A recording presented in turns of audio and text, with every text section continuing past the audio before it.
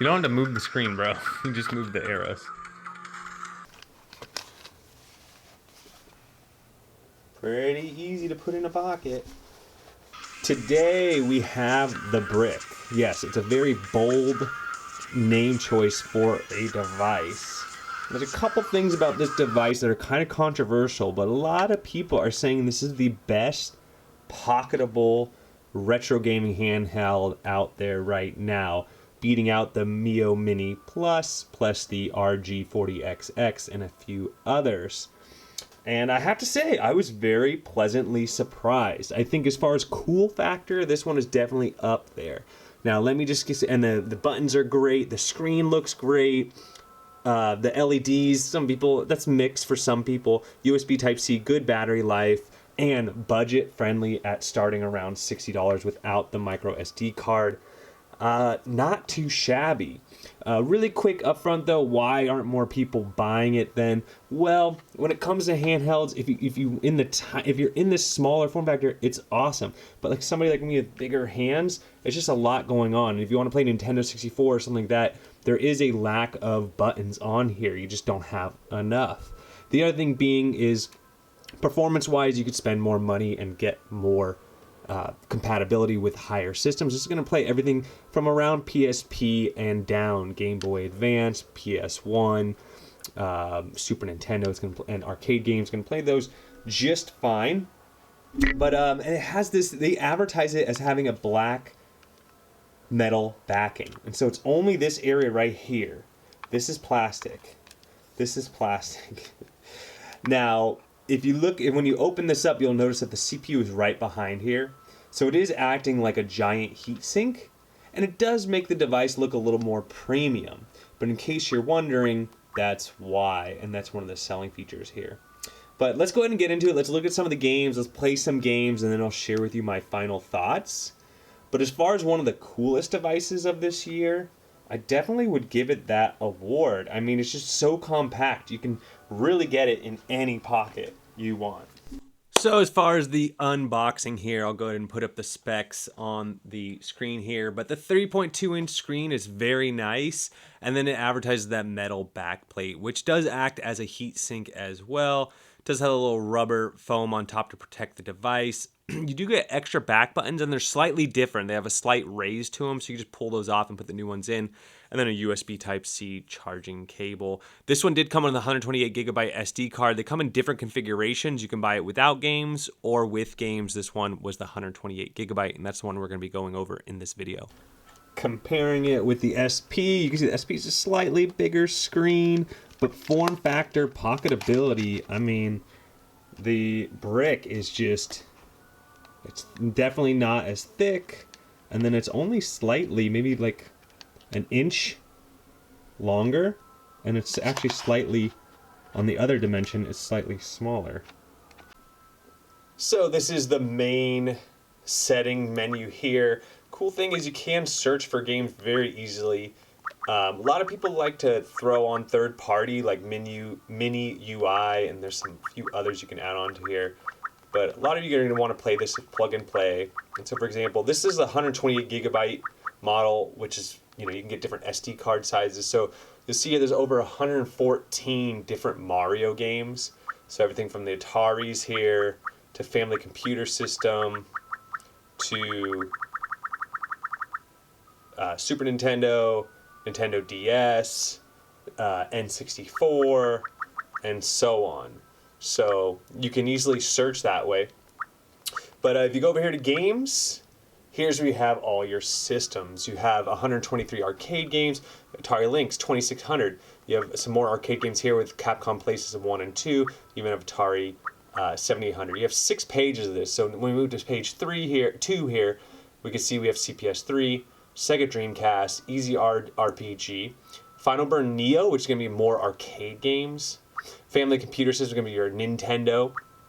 Now, what the heck is Easy RPG? There's nothing in there. Okay. FM MPEG. I think that's for like your videos or something. Anyways, those are folders you can populate if you wish. We also have Game Gear, Game & Watch, Game Boy. As far as the quantities here, 49 Dreamcast games, 437 Game Gear games. We got Game Boy Advance, almost pretty much all of them. Game Boy Color, all of them. You have this MAME folder here, which is totally empty, okay. Game Boy at 1800 games. You got MAME Plus over here, which has Zero Wings, a couple of games, okay. MAME 2010, nothing in there. Mega Drive, you have 20 games here, but I think you also have, they have Mega Drive there. Is that really all you have in the Mega Drive? Okay, yeah, that's all you have in the Mega Drive. Whereas Super Nintendo, though, you have so many games for so many different systems. NBA Jam, for example. Wow, that's a lot of games. What if we go to S over here? Should have like all the Super Mario, Super Tennis, Super Star Wars, Super Soccer, Super Smash TV. Looks like it's a bunch of different Super Nintendo games, pretty much all of them. So when it comes to Super Nintendo, you got 2700, which is pretty ridiculous. You have Wonder Swan. What's SS? Sega Saturn. Wow, okay. Those are not going to run. I don't even know why they included those. Those are going to run not very well. They'll run, but definitely not well. And then PSP. Most of these are PSP minis, although I played Ridge Racer and it played just fine. But like a Wipeout Pure, you might have a little bit of issue with it. And the other thing being is, when I'm playing these, I'm switching around. If you play them for multiple hours at a time, if the processor does get too warm, you will get some throttling. So these are the games. You also have Pico, PGM, PC Engine. You got the whole Neo Geo collection. You got a few open board games here, Neo Geo Pocket.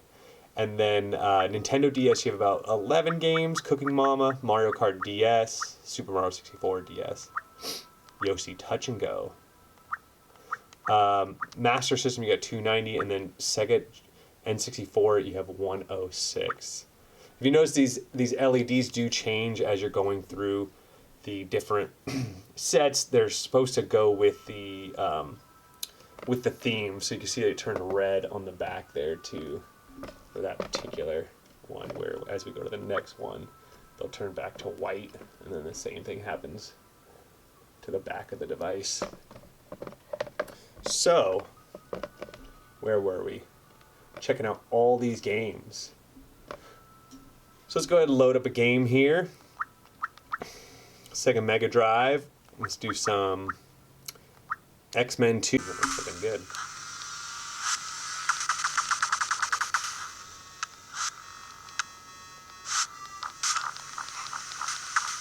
It's hard to see in this game.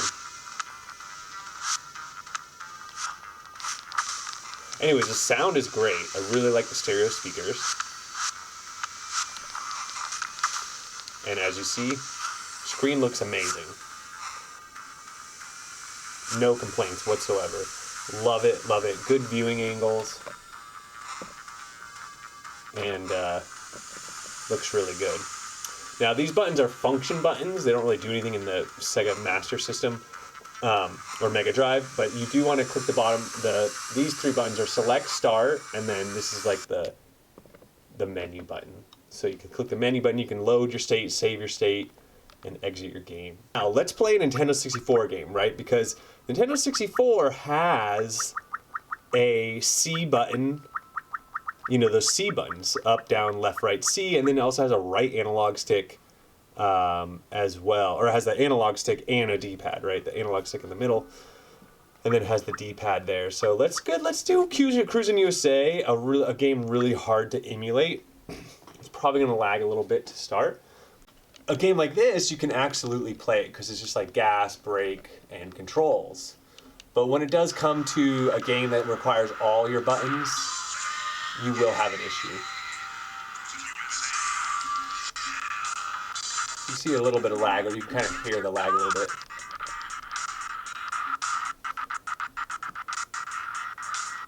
But you'll notice when I play Mario Kart later in the video, the buttons are very clicky, which I like. The only thing I don't like about this is, you know, being older and with bigger hands, it's not the most comfortable thing around. All right, something you should know, little thing you should know is if you are going to play Dreamcast where it does require an analog stick, where is it? There it is. You have to hit over, go to page 2, go to key mapping, and you have to do this D-pad to analog, and you have to set that to one of these buttons, either the F1 button, which is this one, or the F2 button, which is the second LED light here, or there's an R2, L2 shortcut select. You have to assign it some sort of shortcut. When you click this FN key settings, you can actually change between the F1, F2, the F1 is circle right now, or even that switch on the right side of the device. And you can assign it different things like a turbo button. You can also turn the LCDs off. You can change to the analog stick. You have a couple of options there of what you want to do with these shortcuts, which is a nice customization to do. If you have Moonlight, if you want to do some streaming, you can watch a movie as well. And it does come with an ebook reader as well. All right, you're going to see some PSP Ridge Racer, you're going to see some Mario Kart, you're going to see some Game Boy Advance, and it's all running really well. As far as what do I like about this device, I think it's very pocketable, and I think just the conversation piece it brings along compared to its counterparts, it just feels premium, and it feels like something out of next year.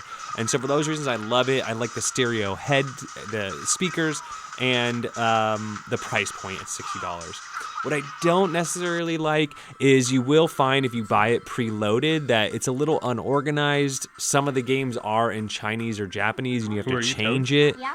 And then the just the form factor in general, you know, which I don't think should be a complaint because compared to its counterparts, you're going to run into the same issues if you're using any form factor like this, where it's around a 3-inch screen on a vertical setup like a Game Boy.